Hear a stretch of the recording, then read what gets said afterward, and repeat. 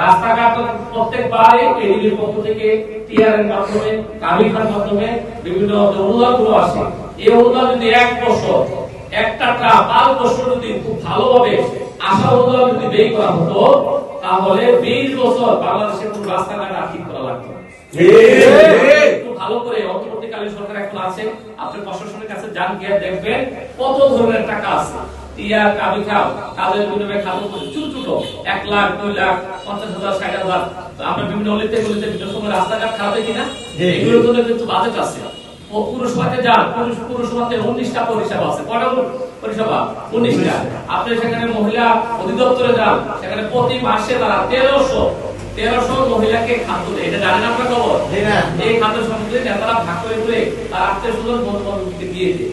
এবং অনেক জায়গায় দেখা গেছে গরিবদের খাবার, গরিবদের মানে চাল ডাল এটা নিজস্ব পরিবারের সদস্যরা দিয়ে যাচ্ছে।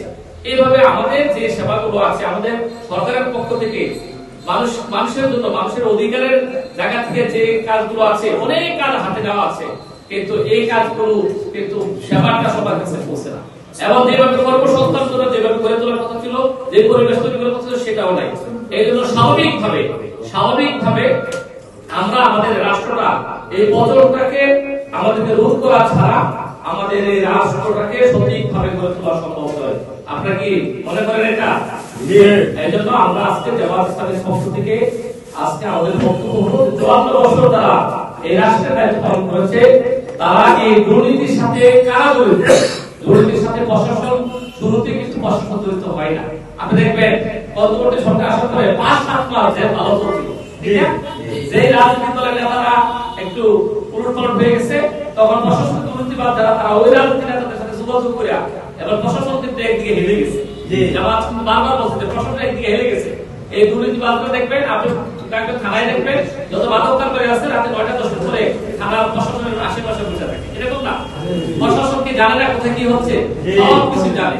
এজন্য যত দুর্নীতি আছে দুর্নীতির সাথে রাজনৈতিক নেতৃত্ব যদি সততার সাথে ভূমিকা রাখে, প্রশাসন স্বাভাবিক গতিতে চলতে বাধ্য করে। প্রশাসন চলবে না, সে কোথায় দায়িত্ব পালন করে? আজকে এজন্য এই 54 বছর যারা দায়িত্ব পালন করছে তাদের পক্ষে এই দেশকে, এই দেশের মানুষকে আর নতুন করে কিছু দেওয়ার মতো কিছু আর নাই। দ্বিতীয় কথা হলো আজকে আমরা এমন একটা সমাজ চাই যে সমাজ আমাদের অধিকারের কথা বলবে, যে সমাজ আমার গণপ্রজাতন্ত্রী বাংলাদেশ বলি আমরা গণপ্রজাতন্ত্রী, জনগণের অধিকার এখানে সমুন্নত রাখার কথা। আমাদের কোনো অধিকার আছে? আমরা ব্যক্তি নাগরিক পরিচয় দিয়ে আপনি কোনো সেবা বাংলাদেশে পাবেন? কোথাও পাবেন না।